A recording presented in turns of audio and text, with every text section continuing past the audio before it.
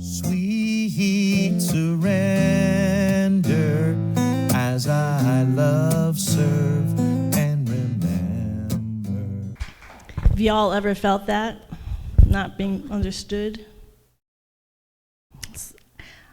And we have good intentions. We know just with that, and that's the perfect words. And I just so resonate with it. I'm assuming you do too.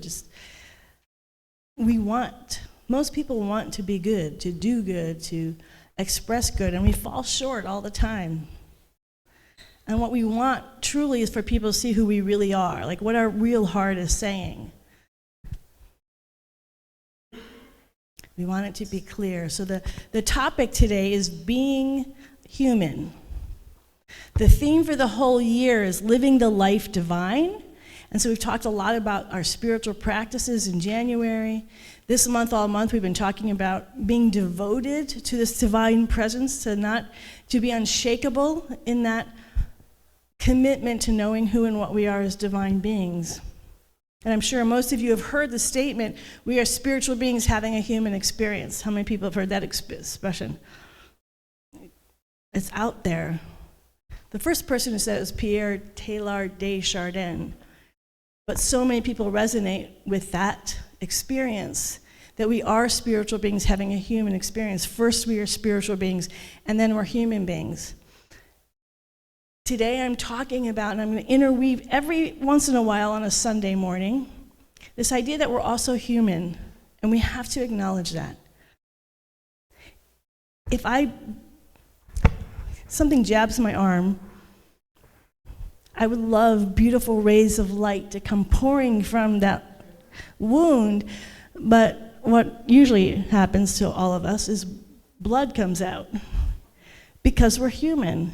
We're made of flesh and blood. Inside we have all this complicated organ action and function all working together, but it is very human. We live in a very material world. I mean, I'm counting on this stage to be here to hold us up, and the chairs and the roof and the cars and everything that is moving around. We are constantly operating in a world that is material. And one of the interesting things that we discover is that when we're in those higher spiritual states, sometimes we don't understand what's happening in the human realm because it's literally a different state of consciousness. And so what I appreciate about it helped talk about clarity. I was talking about how Integral has helped me get clear on things. And one of those clarity was that in order to be fully alive and divine, we have to also accept our fully human self, and that there are things that we need humanly that we don't need spiritually. So because we can get hurt physically, emotionally, and mentally, one of the things we do to protect ourselves is have laws. So when I come up to a stoplight, I stop so the other cars, and I don't crash into them. Just yesterday, I was behind a car, the light turned green. Fortunately, they didn't go, because long after our light turned green, a car went flying through the other one, and I just don't think they saw it. If that car had gone, they would have smacked, and it would have been devastating. So fortunately, we have traffic lights to help us not bump into each other. We have laws of speed. We have all sorts of laws not to take things from one another. I remember my brother told me when I was a little kid, he said, you don't need God to create morals. If you just want to live in a society that's harmonious and that works, we need laws that will protect us. So it's not a good thing to take from your neighbor, because then they don't trust you. It's a really good thing not to murder one another. I mean, basic common sense things, and yet we need, because we are human, because we are so fallible and have all of our chaotic emotions and physicality and mental, all these different things, that we're not a planet full of enlightened people. We are people stumbling around, being misunderstood at times, often. So we need help. So these laws are what help us to prevent ourselves as well as other people from hurting people. I certainly don't want to go through an intersection and hit somebody and hurt somebody. So that law protects not only the other person, it protects me from hurting anybody. So these are, but God doesn't need these laws. God's already infinite harmonious. So just always want to backtrack on basic principles here. The basic principle is behind all physical appearances, there's a spirit, a pure spirit that is absolute. It is before all creation. It is in creation, but beyond all creation. It's never been hurt, harmed, or endangered. It is the same yesterday as it is today, as it will be tomorrow. It doesn't change. It's absolute. It is always love. It is always health. It is always wholeness. It never gets sick. Nothing bad ever happens to it. There's no disharmony. There's no dis-ease. It's all harmony. It's all love. It's all peace. And it is all the time, in all time and space. That's the principle. And that's the place from which we come. That is the place where we find our harmony and our peace. And at the same time, we're operating as human beings in a human world, and that's why we have laws, because we're not there yet. We're not in that at the highest absolute stage. Along with laws, we need to have ethics. Ethics of how we treat one another. In ministerial school, we had an ethics class, and it was such a fun class because we had so many incredible discussions, and it's amazing how many different perspectives there are. And it was really, which is provocative and gets you thinking, and some of the scenarios were a little bit nuts because it was like two equally awful scenarios. Which one would you choose? So I didn't like those ones, but they have really, like, what would you do in this situation? Or is this wrong or is this right? And it was wonderful to be confronted with that and not told this is the right answer, but how would you feel it? And listen to your classmates and what they would say. And we need to be thinking about ethics as a human being. What are your ethics? And how do your ethics align with your spiritual beliefs? Because they're one and the same, ultimately. So if you have an ethics that don't align with your spiritual belief, it's just like being in that class. We were never told this is the right answer, but it allowed us to have the freedom to question ourselves without like beating ourselves up, or question one another without judging. It was just like, what do I think about this? How do I feel about this? So throughout this year, as we're talking about living the life divine, when I'm talking about being a human being, what are your ethics as a human being? And so today I want to talk about two ethics, but primarily one and then the last one. But the main one I want to talk about is honesty. Where do you land on honesty? Now, my family has its strengths and its weaknesses. I love that Shunryu Suzuki says anytime someone says something positive, you know there's a flip side of the coin that's negative, and vice versa. So I'm saying something positive. It's not to say that my family doesn't have a negative, but I'm sharing a positive piece, recognizing that we're everything, just as we all have our positive and our negative. But a positive aspect of growing up in my family was this incredible high ethics. I remember one time talking to Reverend Michael Beckwith about my family, because they're primarily atheists and agnostic, and he said, well, often atheists are just like mystics. That was a shocker. Like, what do you mean? He said, atheists have a very high sense of ethics because they have no one to rely on. So if this world is going to work, it depends on people living with a high ethical standard. I don't know if that's true or not true. I can only say that was true for my family, and it was certainly true for my dad. He had a very strong sense of ethics. So, for instance, my brother, who was 7 years older than me, and we were all short except for him, and so he seemed much older.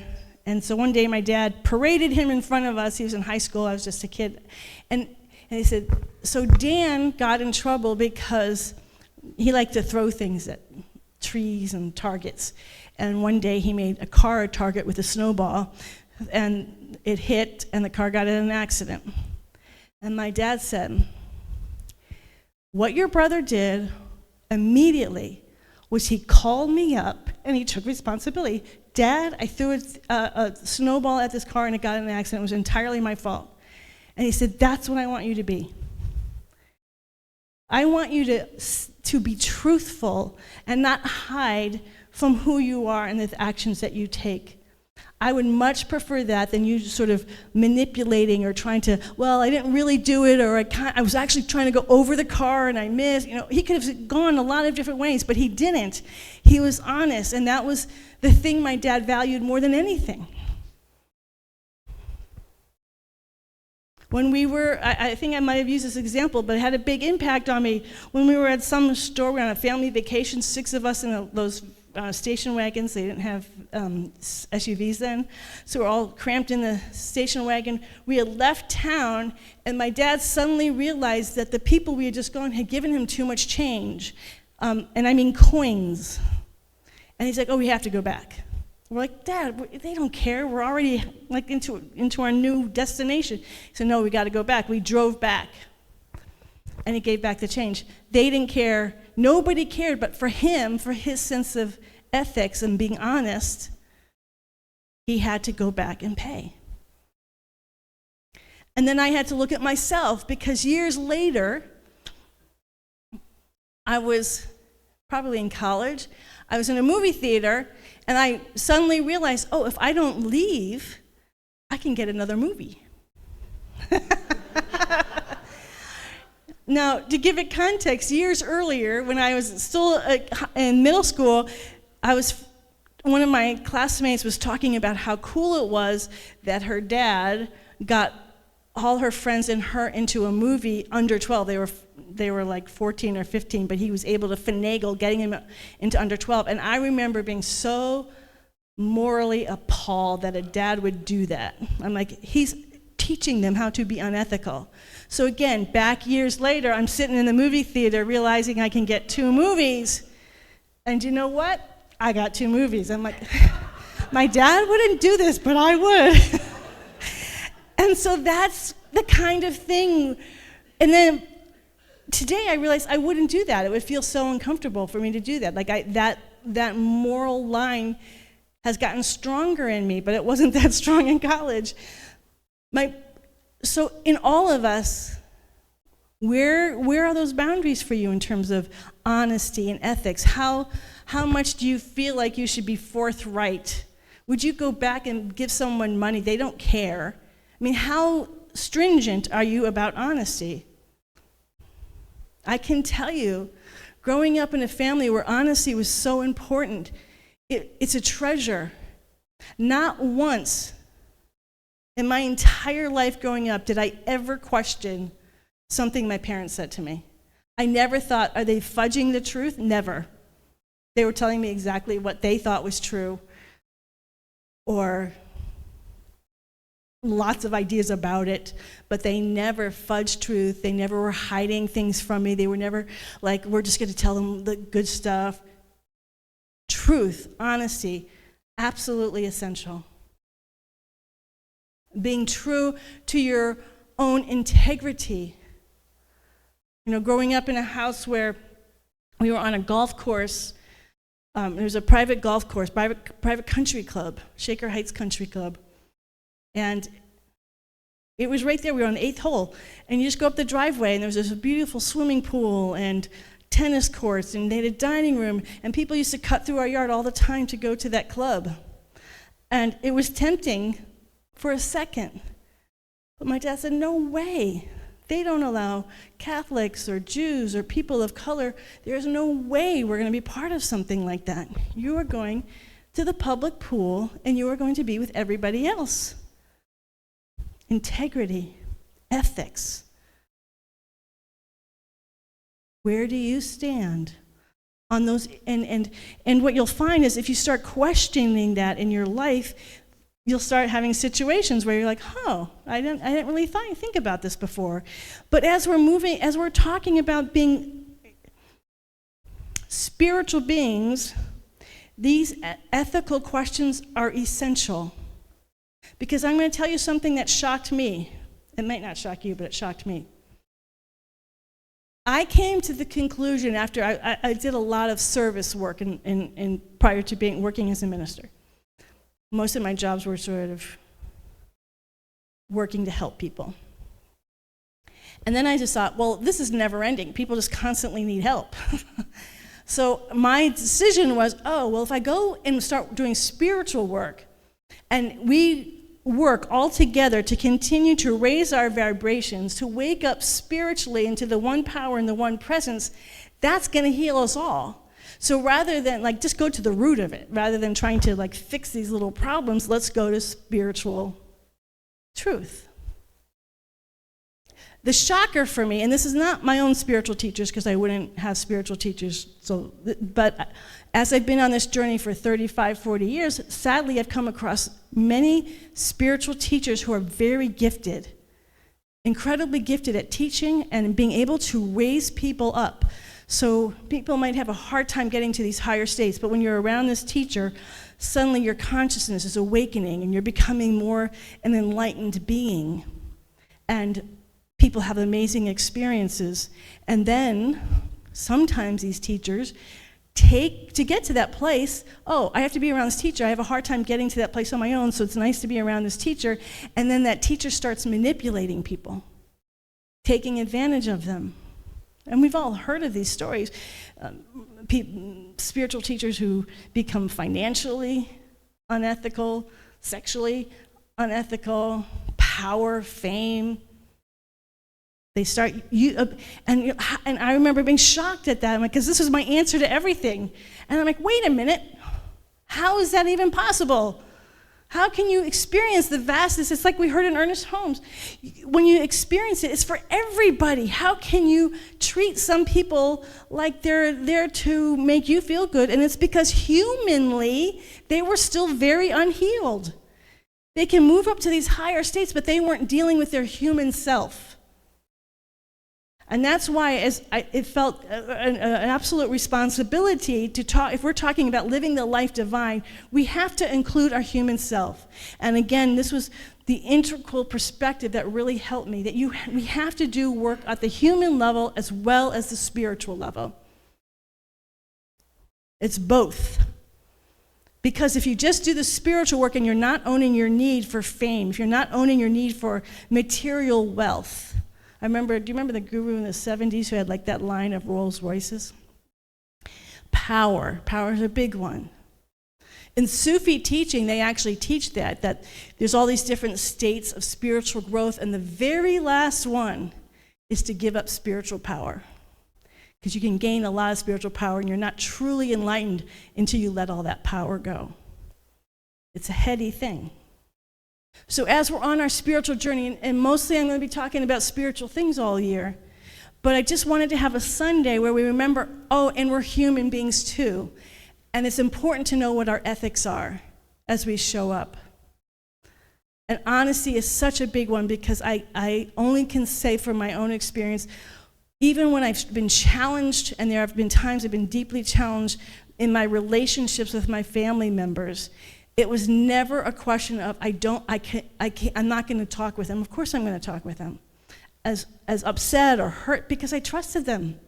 And when you have trust as your base, it allows for so much other things to happen, so much healing and reparation to happen, because I could trust that. So am I a trustworthy person?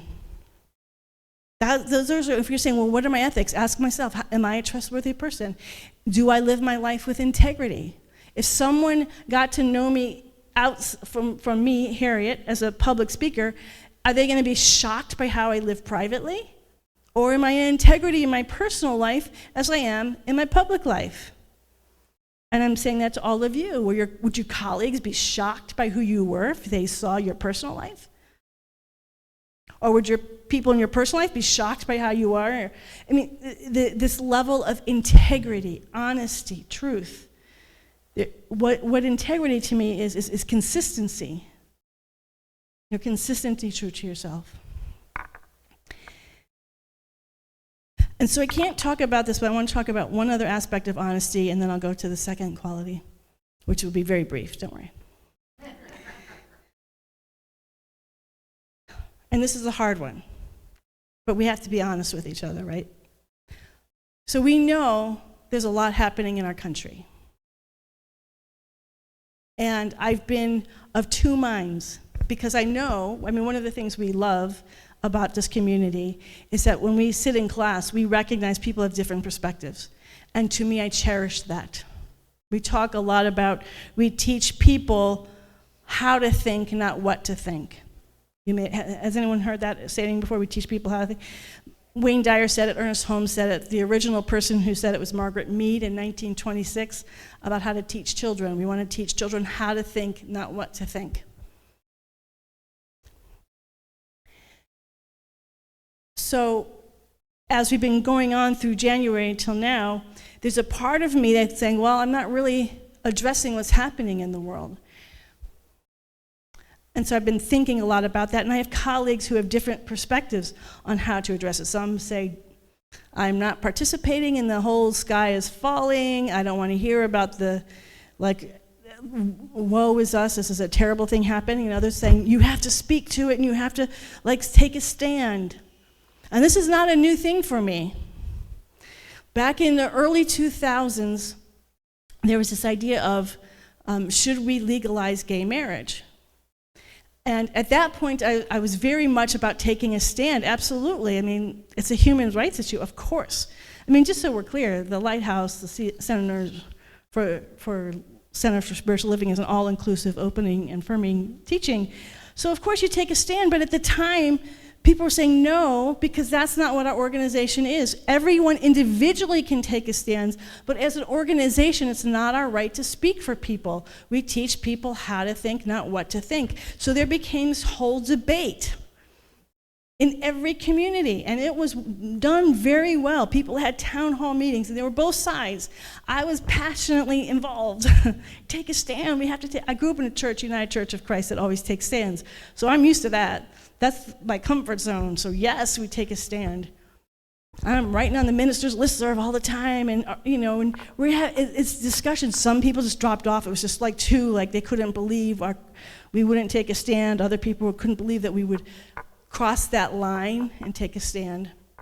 So ultimately, after all the votes were in, this is, by the way, there's two organizations at the time, not anymore. This is United, for all of you international folks. They took votes from all the centers, tallied them, and the conclusion was, we are not going to take a stand as an organization. That each individual can take a stand to support gay marriage, but we are not going to do that as an organization. That impacted a lot of people. Then 10 years later, I'm saying roughly, I don't know when this shift happened, maybe when we reunited with International, I'm not sure. We take stands on everything now. Somewhere the milieu of the organization changed, so we take stands on most things that are especially human rights issues. Missives are come from home office. This is what we stand for. This is what we believe in. I'm for that. I like it. But I started noticing something. And this is where I get into I'm just being honest, because I think it's important we have these discussions once in a while, not all the time. I would listen to a minister who I really like, and I love their spiritual, but then what happened is I'm just speaking as if I'm them. Oh, everyone says I should be speaking my truth, so I'm speaking my opinions as truth, and now ministers' opinions and spiritual principles are all getting mixed up as one. And what I found is I didn't like listening to this minister all the time because I didn't always agree with their opinions, and so to listen to them on Sunday morning, I had to weed out all the stuff that I was struggling with, and I start arguing with them in my head. Do you ever do that? Do you argue with me in your head as I'm talking? I understand. I'm arguing with them in the head, but I'm missing the whole spirit, whatever the spiritual content is, it's gone, because now I'm involved in what's happening in this world, and it doesn't feel good. So the stance that I have made personally, I have a very strong opinion about what's happening in the world as a person. But we are a spiritual community, and spiritual community includes everybody, not just the people that agree with me. It's an unfortunate thing, I know. It would be a much better world if everyone agreed with me. I just want to say that. But since they don't, it's good to know that there's this divine love that loves everybody. And that's what this community is about. If we were ever to take a stand as a community, and I can tell you, it hasn't even really come up seriously as on the board, but if we ever did, it would be a stand that our entire board and our entire prayer team would be in consensus on. And we've never even had that conversation thus far. But if we ever did take a stand as an organization, as a one community, because we don't know how things are going to unfold in the future, and there might be a time where it's completely appropriate for us as a community to support all beings and all inclusive are valuable and important and essential. The divine light is in everybody. We might need to just make an official stand to say that and to speak about it. But right now as a community, the stand is for God, and we are saying, find the way that's true for you, the integrity that is true for you. I want to acknowledge that no matter where you stand on what's happening in the world, it's hard for everybody, because there's no question there's chaos. It's impacting a lot of people. I know, well, just even within my own family, things that are happening are impacting them. So I don't want to be a spiritual bypass and as if what's happening out in the world isn't impacting us and it's not important. And so every week I'm listening and say, do I speak to it this week or this week? And so I felt, because since January, it's been all about God. Because for me, in my own world, as much as I love my ethical family, I still needed God. There was still something missing, that spiritual realm, because to me that is the place of healing. That even as I stand in what my ethics are animated by my spiritual life. And that's for all of us, because we're in a spiritual community. And if we're not anchored in spirit, every week we are reminded that what's happening in the world of conditions is temporary and spirit is absolute and eternal. And everything in the world wants to convince us, especially when it's chaotic, especially when it's getting hard, to forget that. And so it seems really important to come here on Sundays and to remember where the real power is, where the real love is, where the real kindness is. And kindness is that second ethic. No matter where we stand on anything, the one thing that we can all agree on is being kind to everyone, that the divine presence is in every single human being, and to find a kindness in our heart for every human being.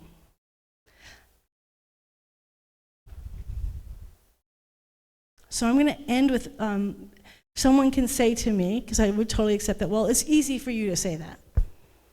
Right now, the things are not impacting me personally, so I'll be kind to people who are taking your rights away, people who are hurting you. It's easy for you to say. So I always think about people who have it much harder than me, and how did they respond? And I have tended to be drawn to people who have been in those difficult, painful situations and still responded with love and kindness. And so the person I'm thinking about today is a woman named Etty Hillesum. I don't know if I pronounced her last name. She was a Jewish woman who was doing a lot of Jungian work. Do you know what Jungian work is? So it's a lot of inner psychological work. So if you see monsters on the outside, you face the monsters inside of you, and you heal the monsters inside of you, and to see the divine. It's sort of a spiritual psychology, Carl Jung. And so she has a Jungian therapist, and she's doing all this inner work. So when this all begins to happen, she's starting to work in a concentration camp. She's doing a lot of writing. She's always doing this work.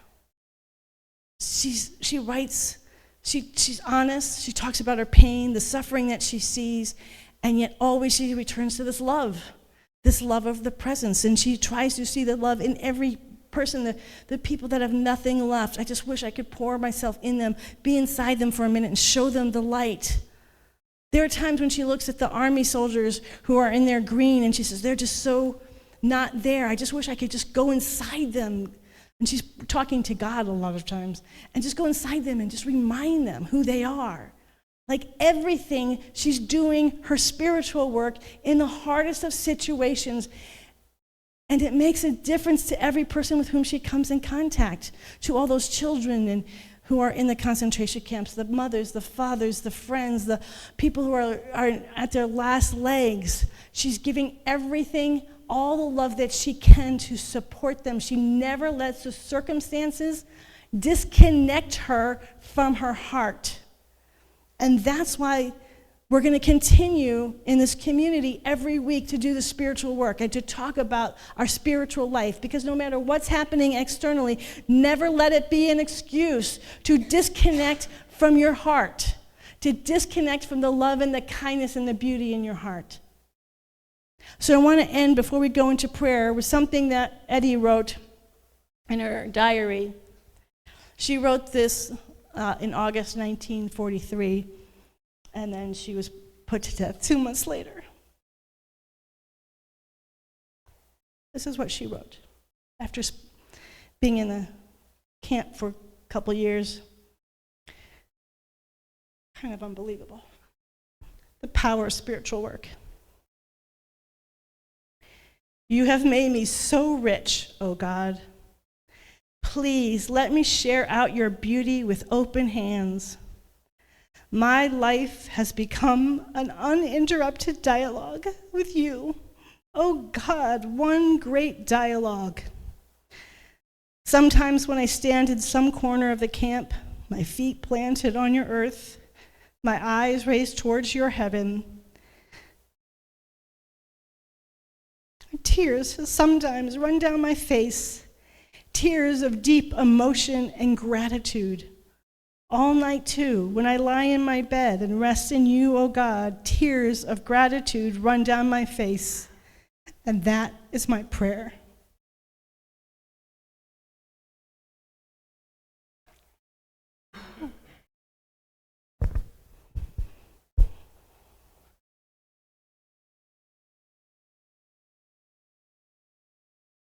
How grateful I am.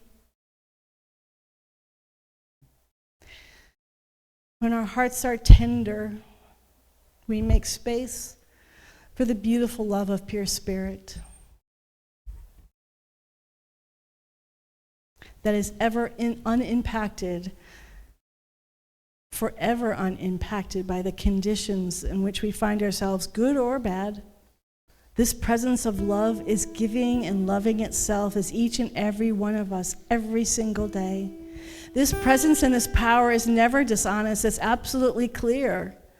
It shines its light in all moments of time and space, and the more we align ourselves with that, we can be vehicles of this light, of this clarity, of this love, of this peace, of this joy that is all beyond our human understanding. Of ourselves, we cannot do this. Of ourselves, we cannot do this other than through our attention and our love.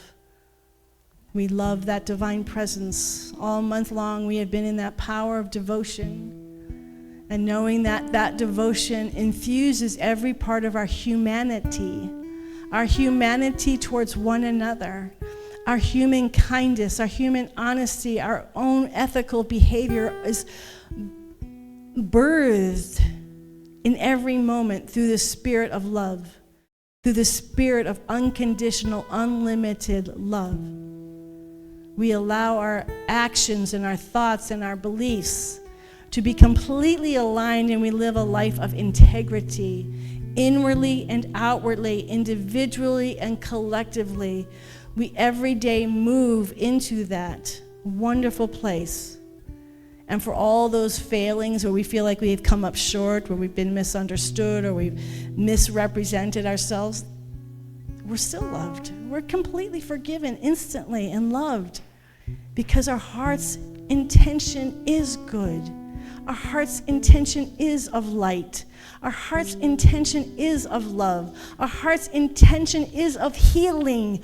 Our heart's intention is for healing. Our heart's intention is for healing for every living, sentient life form. We are here for the highest good of all beings, all of the time. Everyone is included. There is no one outside the infinite love of pure spirit ever. Ever. This love includes all beings, all people, all plants, all animals, all creative nature, every aspect of it. And this is who we are, all of the entire universe, as Rumi says, is in that single drop in each and every one of us, in this beautiful, radiant heart of light and of love that each one of us is. And so today, dear divine loving presence, I give thanks for this beautiful, radiant heart that lives in all of us, this love that is so powerful and life-transforming, and that breathes and moves and has its being as each and every single one of us. We are making a difference already just by saying yes to being true and honest to our own heart. Yes to our beautiful, radiant, loving heart. Yes. Kindness reigns supreme. Love reigns supreme. And always, always, this divine light is what lasts and is forever. And that is who we are. Eternal beings of light and love forever. In deep abiding gratitude, I let this word be now. And I invite you to join me in saying, and so it is. Amen and amen. I walk in God in all